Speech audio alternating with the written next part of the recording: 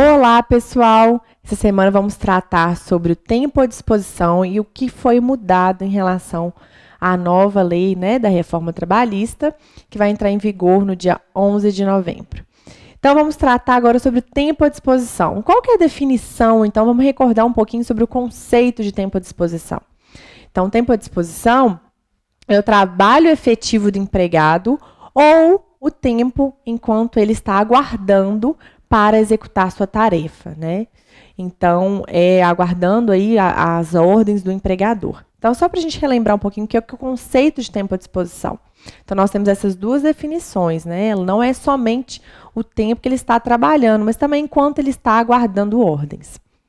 A própria CLT, vocês vão ver que houve uma alteração, uma grande alteração em relação a esse tema dentro da reforma trabalhista, da lei da reforma trabalhista, e a gente vai ver, vocês vão poder perceber, que a própria CLT ela já flexibilizava esse tempo à disposição do empregado. Por quê? Vamos relembrar quais eram as flexibilizações trazidas em relação ao tempo à disposição do empregado? Primeiro, em relação ao sobreaviso, que é aquele empregado que permanecia nas residências até 24 horas, aguardando as ordens do seu empregador.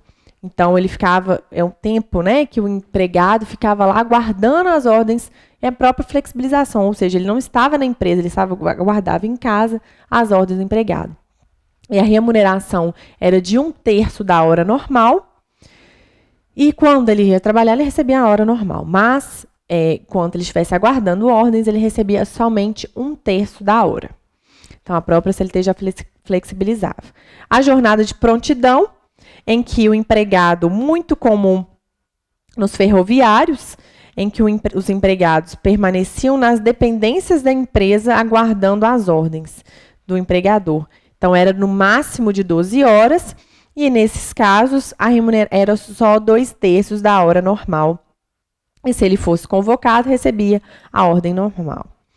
E a gente tem que observar que hoje, pela nova lei dos motoristas, nós também já temos outra flexibilização em relação ao tempo à disposição, em que os motoristas, se eles estiverem aguardando o carregamento ou no meio de uma blitz, esse tempo que ele ficar parado não é contabilizado para fins de tempo à disposição do empregador. É um comentário que a gente faz aí, Ele não é computado na hora de trabalho do motorista. Então, vamos lá. Outra questão interessante para a gente tratar aqui sobre tempo à disposição, e a gente vai continuar acompanhando aí no nosso material, é a questão do limite de tolerância antes e após a jornada de trabalho. Nós temos também que havia um limite de tolerância, há ainda um limite de tolerância de 5 minutos antes da jornada de trabalho e após a jornada de trabalho, de tolerância dentro da jornada, que não se cabia punição do empregador quanto a isso, ou seja, não havia de se falar em pagamento de horas extras se nós tínhamos no máximo aí 5 minutos antes da jornada ou 5 minutos após que o empregado ficasse o tempo à disposição do empregador. Não havia de se falar em nenhum tipo de punição, nem pagamento de horas extras. Mas nós temos que a súmula 429 TST, está no nosso material aí, ela continua em vigor, Então, ela não vai ser alterada pela reforma. Então, se a gente tem que ser até 10 minutos, da tolerância aí trazida pelo tempo à disposição, se chegar até 10 minutos atrasado, não cabe a punição também do empregado, Porque se não cabe para pagamento de horas extras do empregador, ele não cabe para fins de punição do empregado. Então, esse limite ele sempre existiu. Nós temos que considerar isso também. Essa súmula 429 não vai ser alterada. Em relação à súmula 132, do pagamento do adicional de insalubridade durante as horas de sobreaviso e de prontidão, ele não vai receber, então ela também continua. E a questão agora, fruto da reforma, vamos ver aqui o que ela vai trazer. O artigo 4º da CLT, parágrafo 1º, fruto da reforma, o serviço militar e no caso de acidente de trabalho, por expressa previsão no artigo 4º, parágrafo 1º, eles serão computados para efetivo tempo de serviço. Então, tanto o serviço militar, quanto o tempo que o empregado ficar afastado para fins de acidente, por causa do acidente de trabalho, nós temos que isso vai considerar como tempo de serviço do empregado, por expressa previsão aí no artigo 4º da CLT, com a nova redação dada pela nova lei da reforma. Então, nós temos as exceções. Essa é a principal mudança em relação ao tempo de disposição. A gente já citou essas aí do acidente, do serviço militar, mas também a principal mudança que foi trazida com a reforma em relação ao tempo de disposição do empregado foi o que está previsto. Vamos ver a redação aí do artigo 4º, né, parágrafo 2º. Então, nós temos que dentro dessas atividades, por não se considerar tempo à disposição do empregador, não será computado como período extraordinário o que exceder a hora normal, ainda que ultrapasse o limite de 5 minutos previsto no parágrafo 1º do artigo 58, que é aqueles 5 minutos de tolerância que a gente já falou, quando o empregado, por escolha própria, buscar proteção pessoal em caso de insegurança nas vias públicas ou más condições climáticas, bem como adentrar ou permanecer nas dependências da empresa para exercer atividades particulares, entre outras. Então, nós temos aí os incisos que vão ser, que a gente vai começar a falar agora. O que está dizendo esse caput do artigo 4º, né? Na verdade, o parágrafo 2º do artigo 4º, trazido fruto da reforma alterada aí para fins da reforma. Ou seja, não se computa como tempo à disposição do empregador quando o próprio empregado, visando a sua proteção pessoal, ele permanecer dentro das dependências da empresa. E aí ele vem trazendo em cada um dos incisos que a gente vai ver agora, essas atividades em que não vai mais se considerar como tempo, não vai se considerar como tempo à disposição. Ou seja, nem para fins, né, se ele ficar lá mais 10 minutos, mais 15, mais 20, mais meia hora, por motivo, né, através dessas práticas dessas atividades aí que a gente vai relatar, ele não vai ser considerado, então, como tempo à disposição do empregador.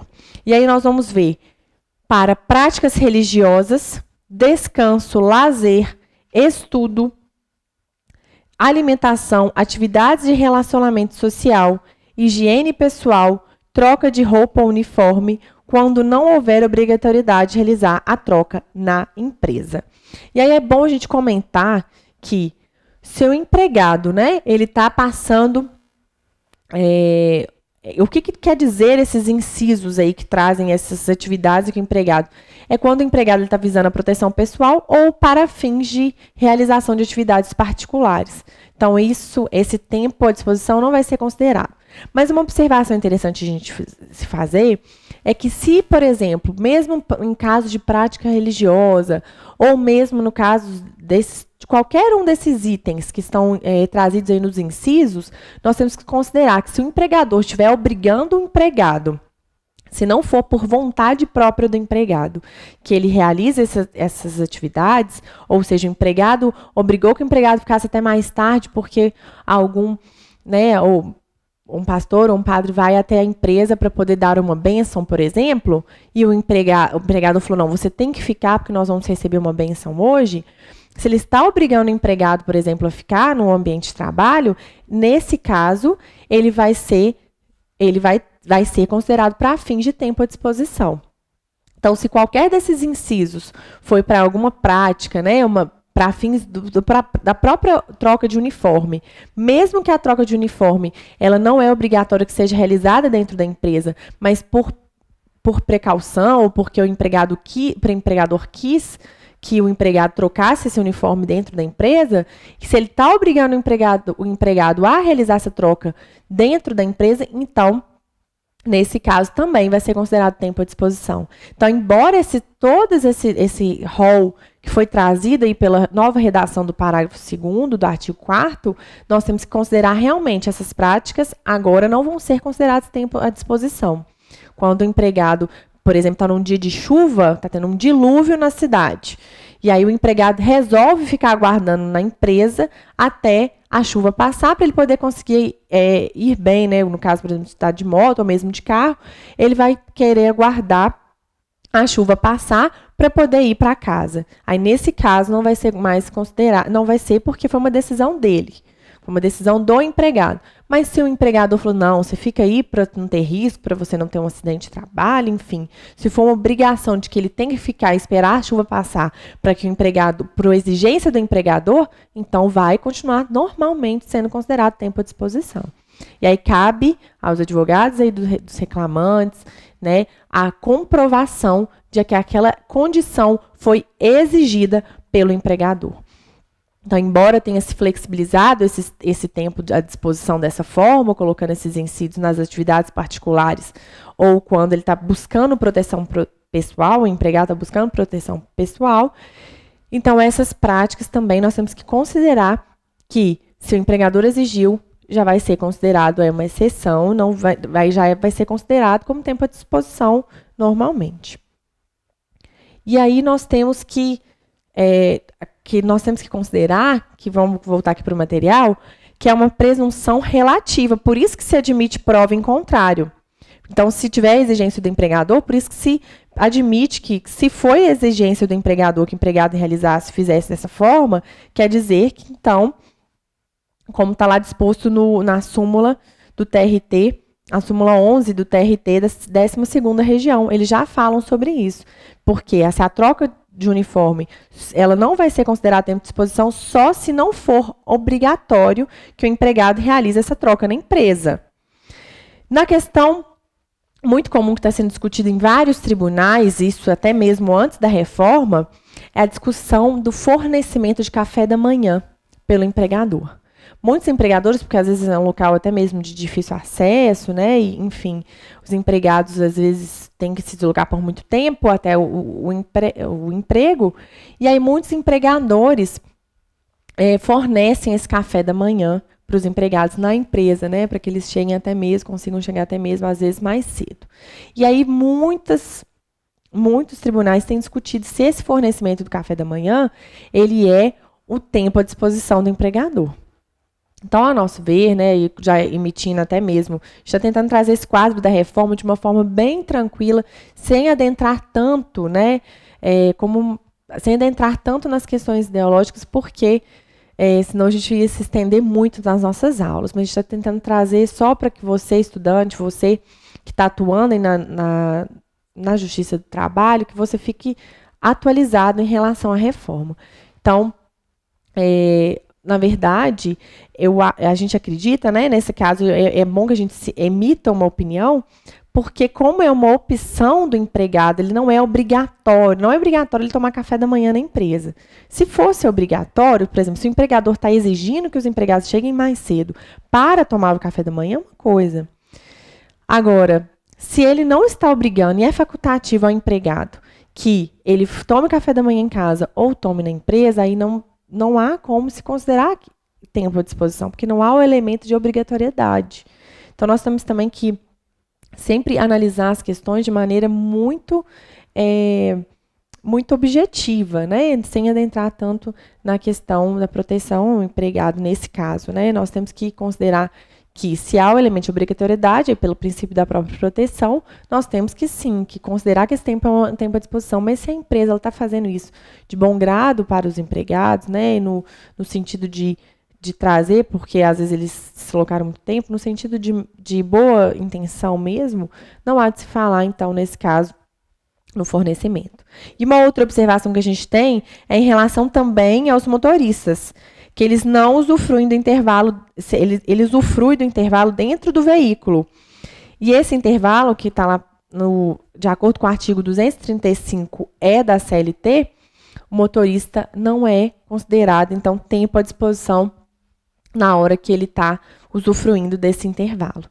Então, em relação a essa questão, nós temos que observar. Outra questão importante para a gente observar sobre o tempo, né, do limite de tolerância de 5 minutos antes da jornada ou 5 minutos após a jornada, nós temos que relembrar também que, com a reforma, mesmo se possibilitando, né, o tempo não possa ampliar a súmula 449, nós acreditamos também que ela não será alterada, Porque nós não podemos, por meio de negociação coletiva nesse caso, ampliar esse tempo à disposição, esse limite do tempo à disposição. Então, ele vai continuar sendo de 5 minutos antes e 5 minutos após. Então, eu não posso ampliar esse tempo de tolerância por via de negociação coletiva, porque ela não está lá no rol, nesse caso, não está o 611-A, a nova redação dada aí pelas matérias que podem ser objetos de negociação. E nós acreditamos, então, só relembrando que a súmula 132, a 366, a 429, a 449, elas não vão ser alteradas pela reforma.